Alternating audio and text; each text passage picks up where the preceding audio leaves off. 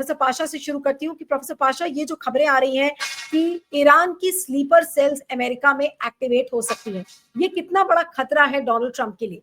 जी जी देखिए, जब से ये रेवोल्यूशन हुआ 1979 में, उससे पहले भी काफी ईरानियन शाह के दौरान अमेरिका गए हैं, कनाडा गए हैं, और वहाँ उसके बाद से भी कई साल तक स्टूडेंट्स भी जाते रहे।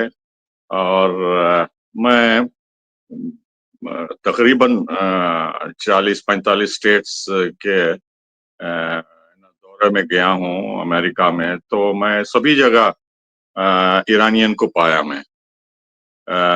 जो ह्यूस्टन है, लॉस एंजलिस है, न्यूयॉर्क है, बड़े बड़े शहर शिकागो है वगैरह सब।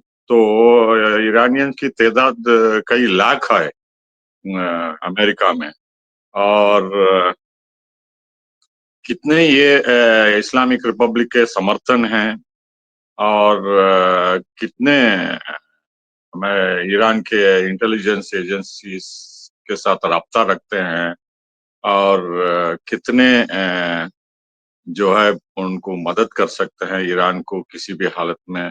तो ये बड़ा मुश्किल काम है। मैं ये कहना चाहता हूँ कि अमेरिका के बीआई और होमलैंड सिक्योरिटी के जो भी मल्टीपल एजेंसीज हैं, सिक्योरिटी एजेंसीज, इन तत्वों पे निगाह रखते हैं। लेकिन आम तौर पे अभी तक ईरानियों का कोई आतंकवादी गति में शामिल होना बड़े पैमाने पे उभर के नहीं आया है। ज्यादातर या तो फलस्तीनी थे या तो दूसरे अरब देशों से थे। तो अब चूंकि ये मामला गंभीर हो गया अमेरिका, इजराइल और ईरान के बीच में, तो जो है हमारे यहाँ जो कहावत है, अगर आप नाकसाम को कोबरा को छेड़ेंगे तो वो जरूर आपको फॉलो करके, याद रख के उसको बदला लेने का जो जज्बा है वो होता है।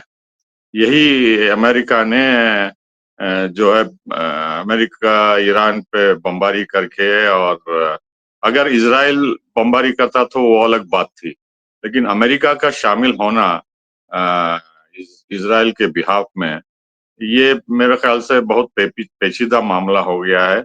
और जो इंटरनल थ्रेट है वो रूल आउट नहीं कर सकते। हालांकि जो डिस्टेंस है ईरान का, और जो आइसोलेशन है ईरान या अमेरिका के दो तरफ ओशंस हैं, अटलांटिक एंड पैसिफिक, तो लगातार ईरान का सपोर्ट करना जरूरी नहीं है।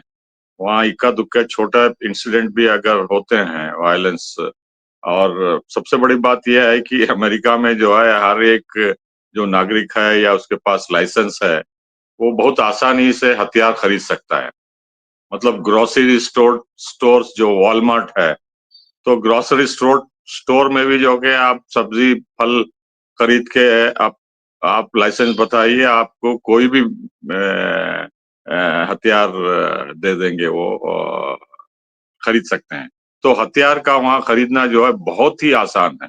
कोई भी वहाँ का नागरिक या उनको फुसला के जो है हथियार खरीद सकते हैं। और जैसे मॉल हैं और बड़े-बड़े स्टोर्स हैं, वहाँ कुछ भी हो सकता है कभी भी। तो सभी स्टोर्स पे सभी जगह निगरानी करना होमलैंड सिक्योरिटी की बहुत बड़ी चैलेंज है। तो ये चूंकि पूरे शहरों में फैले हुए हैं ईरानी या उनके साथी जो समर्थन करते हैं, चाहे वो लेबनान से हो या यमन से हो या पहले सीरियन रेफ्यूजीज वगैरह सब, तो उनके काफी कॉन्टैक्ट्स हैं। और ईरानियन इंटेलिजेंस जो है काफी पैसा भी इन पे लगाते हैं, जैसा सभी देश लगाते हैं। उनका भी इंटेलिजेंस को हमें कमजोर नहीं समझना। तो ये बात तो तय है कि जरूर ये बदला लेने का भाव जो है बहुत ही गहरा है, खास तौर पे इन लोगों में, ईरान के लोगों में। दूसरा जो है, अमेरिका के जो इम्पोर्टेंट इंस्टॉलेशंस है, एम्बसीज हैं, बेसेस हैं, उनके बहुत सारे ऑफिसर्स हैं इस एरिया में भी, वेस्ट एशिया और नॉर्थ अफ्रीका में भी। तो उनको भी निशाना बना सकते हैं। स्कूल्स भी हैं, अमेरिका के स्कूल्स हर जगह फैले हुए हैं, और उनके ऑफिसर्स वगैरह सब, तो उनको भी निशाना बना सकते हैं। और ये जो है लंबी चौड़ी जो है लो इंटेंसिटी अटैक्स जो बोलते हैं, तो इक्का दुक्का यहाँ कर देंगे, थोड़ी देर बाद थम जाएंगे और कहीं और जाके करेंगे बोल के। लेकिन सबसे बड़ा खतरा मुझे ऑफिशियली जो उन्होंने बताया है वो ये है कि स्ट्रेट ऑफ हॉर्मुज, जहां से 25% के करीब तेल और गैस जो जाता है खाड़ी के एरिया से, तो उसको जो है अब हालांकि वो अगर आप स्ट्रेट लाइन करके खींचेंगे तो 27 माइल है वो, लेकिन उसमें से जो है आधे से ज्यादा अंदर जो है ओमान से मिली हुई जबल अल अख्तर और ये क्या कहते हैं माउंटेन्स हैं वो, तो वो नेविगेबल नहीं है ओमान साइड के तरफ। तो शिप्स जो है बड़े लंबे चौड़े शिप्स सिर्फ ईरान के 3 किलोमीटर उनके सी कोस्ट से जाते हैं, तो बहुत आसानी से ये मॉनिटर कर सकते हैं कि ये किसका है, और इंटरनेट के जरिए बहुत जल्दी फाइंड आउट कर सकते हैं कि ये कहाँ रजिस्टर हुई है जहाज, ये कहाँ जा रही है, कहाँ इनका लोकेशन बोलकर। तो जो हुतीस कर रहे हैं वहां चुन चुन के इजरायली शिप्स को जो मारे, अटैक करे या दूसरा जो करे काम, तो ये ईरान भी जो है लंबे तौर पे करेंगे। और अमेरिका जो है अपना बहरी बेड़ा वहां रखा है, ये धीरे धीरे थक जाएंगे। जैसा अब इतिहास में हुआ है, पोर्चुगीज पोर्चुगीज ने भी हॉर्मोज पे कंट्रोल किया आइलैंड पे, और उसके बावजूद जो है पायरेसी, जिसको अटैक बोलते थे अरब और पर्शियन, वो लगातार इनके जहाजों को हरास करते रहे, जैसा यमन में भी रेड सी में भी करते रहे। तो अल्टीमेटली जो है पोर्चुगीज तंग आके वहां से चले गए, हॉर्मुज से और रेड सी। तो यही होगा, चूंकि ये इनका कोस्ट लाइन है, ये वही हरास करते रहेंगे, चाहे डायरेक्टली हो या स्लीपर सेल्स हो वगैरह, क्योंकि ज्यादातर जो ईरानियन कोस्ट में है वो उस तरफ के लोग हैं, अरब लोग हैं जो अभी भी हैं वो, लेकिन फारसी बोलते हैं, फारसी के रहने वाले हैं, लेकिन उनकी शादी, उनके रिलेशंस, कल्चरल रिलेशंस उस तरफ हैं, अरब गल्फ की तरफ। तो ये मिक्स्ड कम्युनिटी है, तो ये भी जो है काफी महत्वपूर्ण है। लेकिन प्रोफेसर लेकिन पाशा, इस ट्रम्प के लिए, ट्रम्प और अमेरिका के लिए कितना बड़ा खतरा पैदा हो गया है ईरान के ऊपर, ये जो न्यूक्लियर साइट्स हैं और जिस तरह से एफबीआई को अब अलर्ट पर डाला गया है, ये कितना बड़ा खतरा अमेरिका और ट्रम्प के लिए है सर? देखिए, खतरा तो है, हम अंडर एस्टिमेट नहीं कर सकते, क्योंकि जो ऑलरेडी खतरे हैं अमेरिका को ब्लैक से या इमिग्रेंट से या जो भी रेपिस्ट क्रिमिनल्स जो बोलते हैं ट्रम्प, वो तो हैं, वो उनसे झील रहे हैं और इमिग्रेशन वाले पकड़ रहे हैं जो इलीगल हैं। लेकिन उसके अलावा अब ये न्यू थ्रेट है, मतलब जो सिक्योरिटी पे खर्च करते हैं ना उसका ऑलमोस्ट डबल हो जाएगा, क्योंकि एक्स्ट्रा अलर्ट होना होगा ईरानियन थ्रेट और स्लीपर सेल्स के। अब स्लीपर सेल्स पता नहीं चलता है ना, ये ईरान के होंगे या उनके समर्थन लैटिन अमेरिका में या अफ्रीका में, एशिया में, कहीं से भी हो सकते हैं। आजकल बहुत आसान है, अगर पैसे देंगे तो कोई भी काम करने के लिए तैयार है, चाहे वो कोई भी इंसान हो किसी भी कोने का।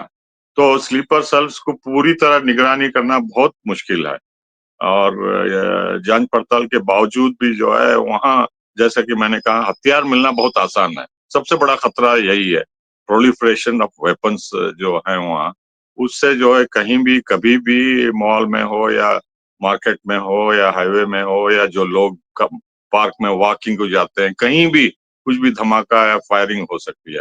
तो खतरा बढ़ गया है, और इसको बहुत महंगा पड़ेगा अमेरिका को और ट्रम्प को, बिल्कुल।